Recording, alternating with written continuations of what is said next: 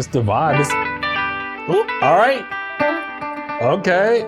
Hey, what's up, you guys? Marty Schwartz here with Marty Music, hanging out with my friend Kerry Too Smooth Marshall, a great guitar player, guitar educator, plays all different kinds of styles, but kind of leans into that R&B vibe. And so since we've got him here on the channel, I thought it'd be great to talk about some cool R&B concepts, since it's something I'm curious about and I'm not great at, and I'm sure a lot of other people out there want to learn too. So let's get into it. Let's do that E minor chord real quick. Okay. And so obviously you've got an E minor bar chord with the root on the 7th fret A string. Yep. If I just say E minor to you, can you show us, me, and us, my friends out there? Yes. Hello, friends. Did you notice that there were cameras in here? Did not. That's how cool it is. Show me a little, give me some flavor. So if I'm thinking about different E minors, I want to voice them a little different. So I also want to like swell into them. It's just really kind of pretty with that too.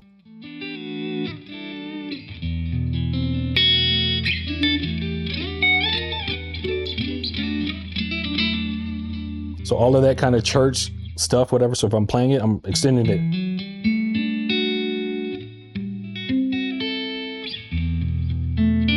Like E over B minor, and then E minor 9. So really picking out those melodies and just kind of really building off of those melodies.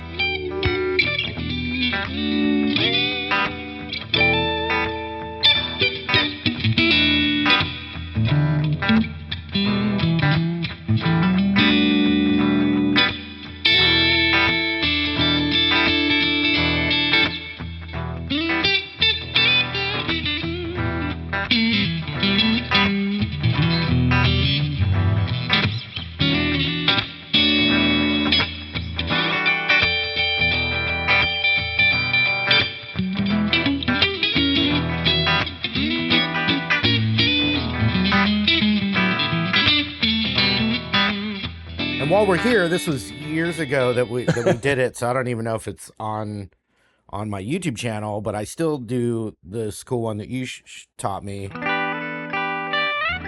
Yeah. Yeah. Love it. I'll teach a Too Smooth technique. Good Kerry deal. Too Smooth Marshall. E minor 7, which is just like an E minor bar chord here. Right. With a pinky off. Right. And you have, with minor chords, you have the minor pentatonic underneath. So you Right. definitely would have stuff like, for instance, in Little Wing. Yeah. So you would go.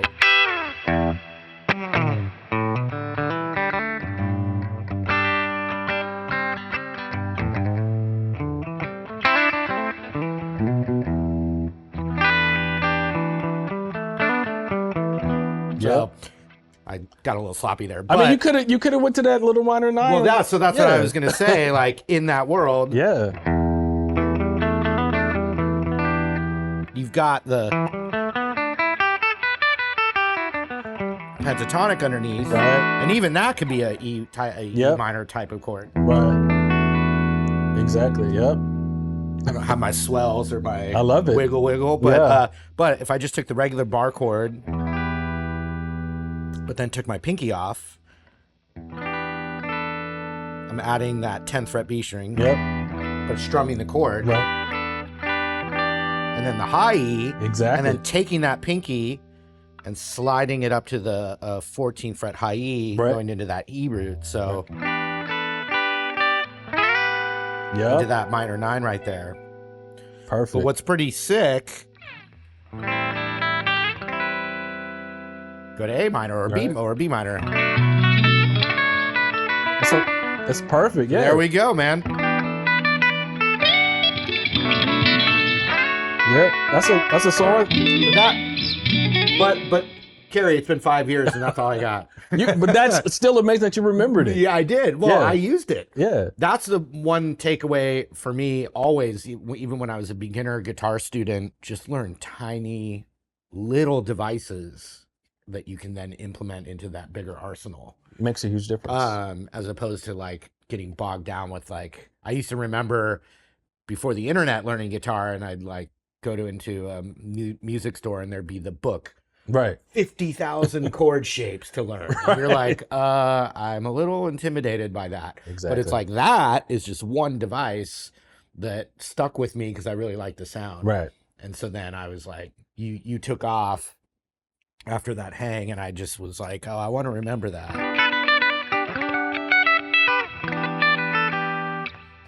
How do you do? Could you do the opposite? Well, sure. So it's almost like the walk down. So I'm looking at the Rose melody. What's cool about that is that's also G major 7. Right. Right.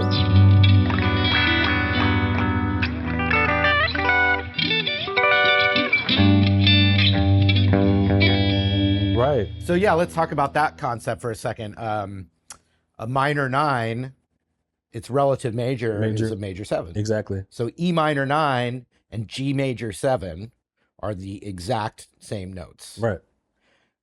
G major 7 has a G in the bass. Mm-hmm. E minor 9 has an E in the bass, but they're still the same 4 or 5 notes. Exactly. Is it 5 notes? No, 4 notes. 4 notes. Four Yeah. notes, sorry. I'm a guitar player. I don't count well. Listen, same. You know, but you said your son's a good mathematician. He's good at math. I'm not. Fair enough. Me neither. Me neither. Unless it's YouTube stats. Exactly. Of course. You got to frame it into something that makes sense. It makes sense. Exactly. I was also watching you just play there, and you implemented volume swells. Yes. And the tremolo. Right. So there's definitely techniques to playing it at a different level. Now you can play it without those things, but these techniques definitely enhance the genre, in my opinion, whenever you're playing. Can you show me just another vibe with some of those techniques? Yeah, so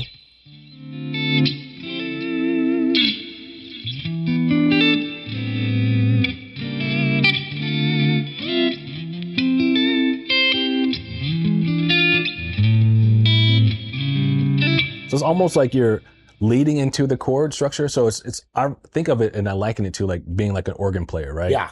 So when they're using their volume to kind of like the dynamics between different kind of chords, it really, for me, it feels like it draws the audience in and be like, oh man, what are they doing? The regular chords, anybody can play them, but it's also just the delivery and how you place them whenever you're doing those volume swells and using the tremolo on the guitar in order to kind of enhance the moments. Okay. So another thing about the R&B, aesthetic is in music we have major, minor, and dominant. So yeah, there's diminished and half diminished and major 9, minor 9, 13 slash chords, sus, augmented, all these different things, but they're all still under the umbrella of one of those three things. So like in rock music, you're not hearing a lot of major 7s and minor 9s or major 9s, major 6s. I mean, they do happen. Right. One straight ahead rock example of a major 7 chord that I talk about or that I'll bring up is Under the Bridge, where they go, by the Red Hot Chili Peppers. Yeah. So it does happen. Yeah. Ooh, so. Yep. Yep. I just took your idea, and I'd never really done that.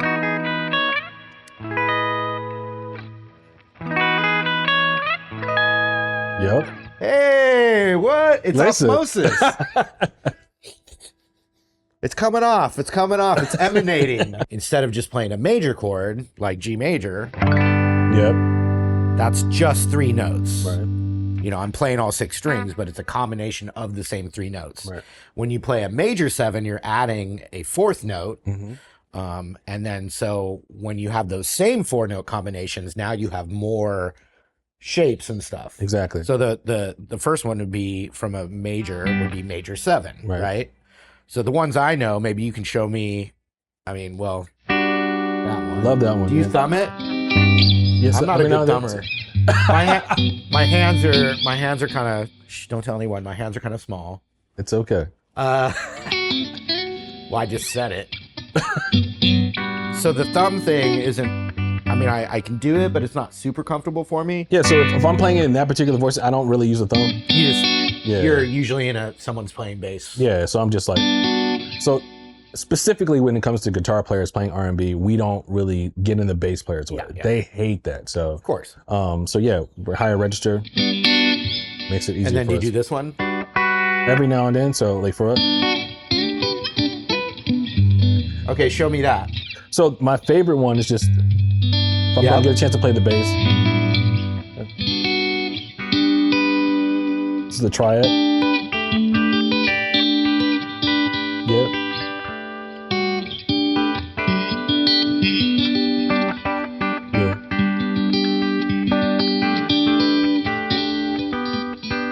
Yep.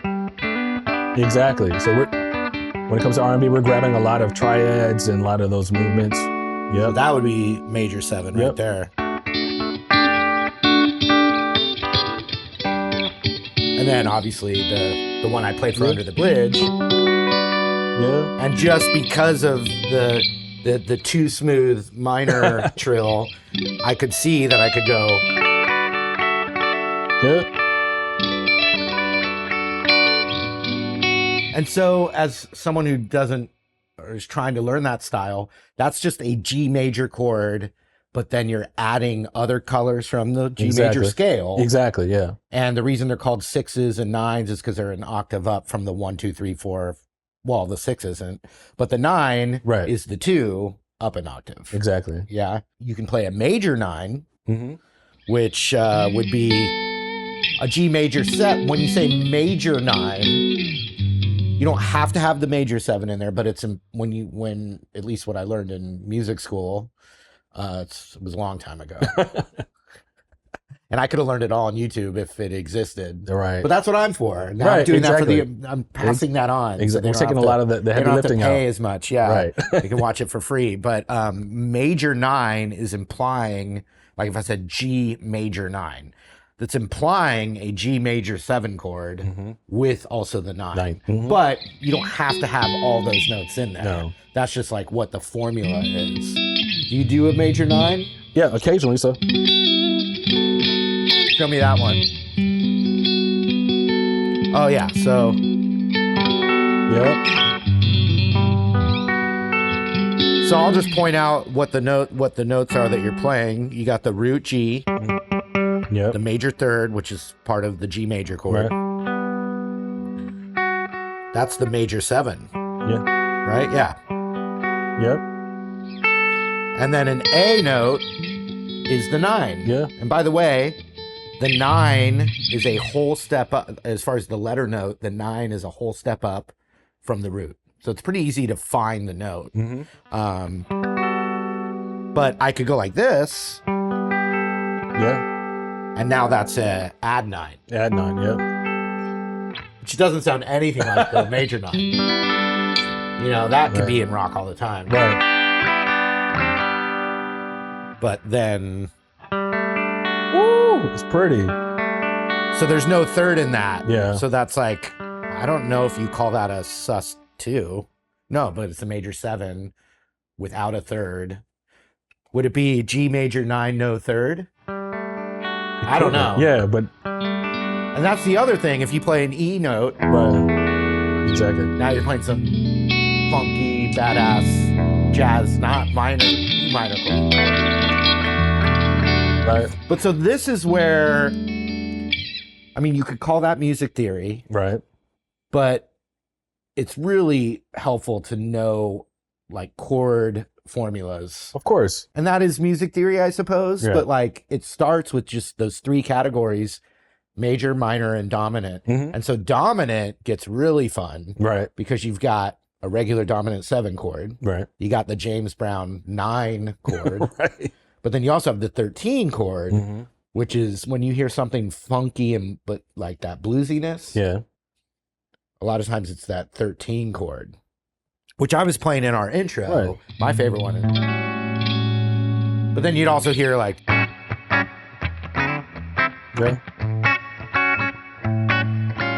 Right.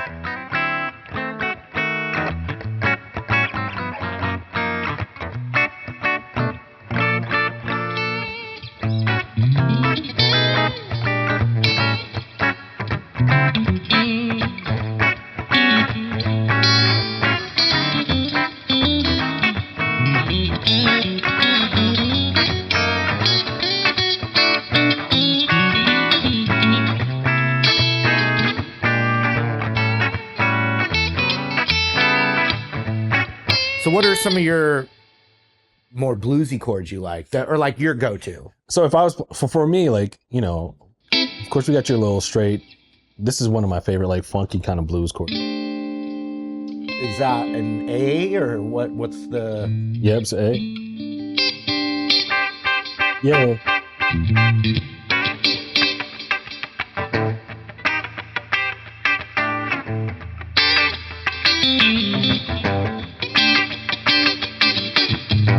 Well, with that chord, for whatever, it's like a sus. Yeah, like a sus.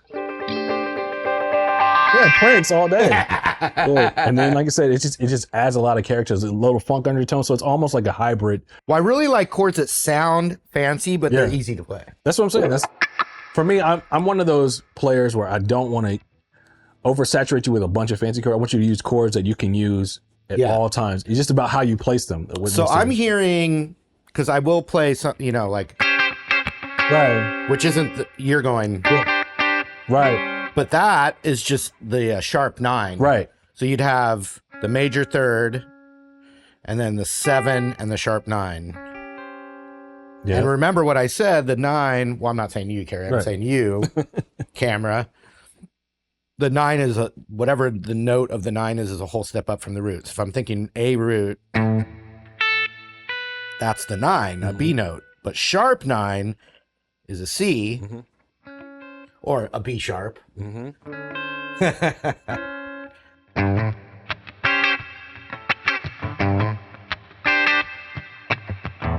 like them both. Yeah.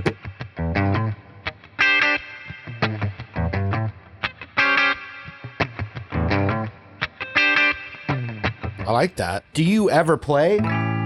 Occasionally. So if I'm doing more gospel stuff, so let's say if we're in A.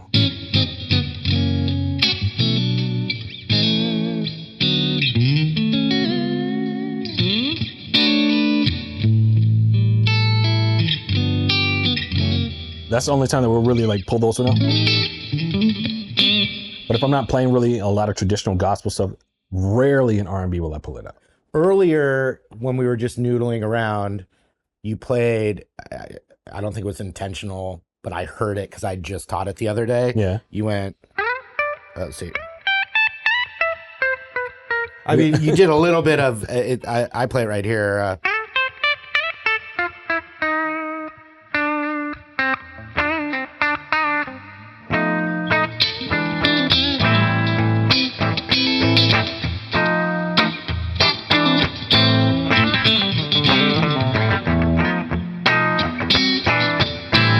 When you play like an A minor chord like that, how, like in this spot, which everyone, guitar players need to know that. Yeah. What kind of like little of those little, like so even the hammer.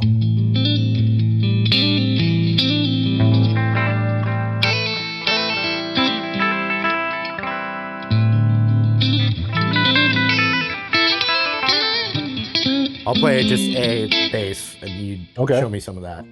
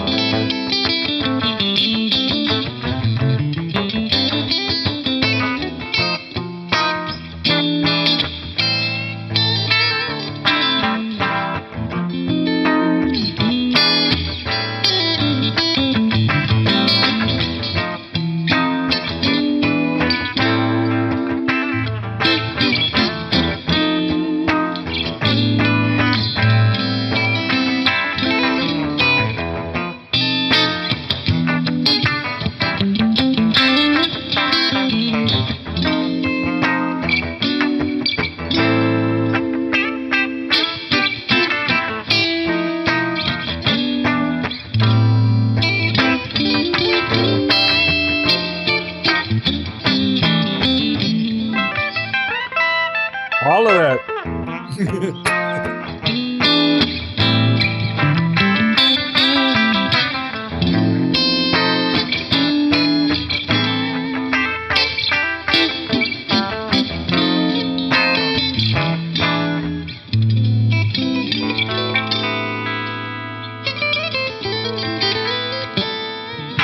I get some of that from Hendrix. I'll get some of that from some of those Gotcha. things, like A lot of that's like that kind of gospel influence understood, yeah. where you play those different melodies in the chords, like kind of like pedal tones and like different kind of like lead tones to get into the chord. So that's really a lot of gospel influence.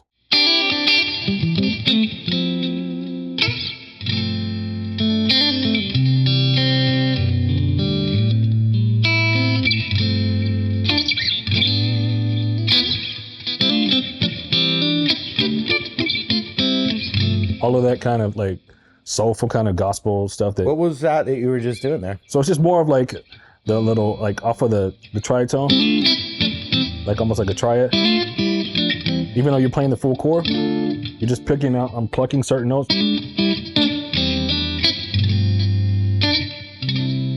Oh, that's another chord that is used a lot. I call it the Stevie, like, so if this is the James Brown chord. Yeah. The Hendrix chord is. Right. But so just because of that, I call this the Stevie Wonder chord. Yeah. I mean, it's not really. But I like the fact that, for me, that lets me know the reference. Yeah. Right. Yeah. Yeah. So normal for a piano player to play those Exactly. chords, but not for a Guitar player, exactly. All right. Once again, thank you so much to Kerry Too Smooth Marshall for showing us some cool techniques. Once again, he's a guitar teacher, educator, and he's available for, instruction. He's got all kinds of great resources. So be sure to check the link in the description below if you're curious to learn more from Kerry. And dude, thanks again, man. Yeah, glad to be here. All right. Hope to see you again. Let's hang again soon. Let's do it. All right.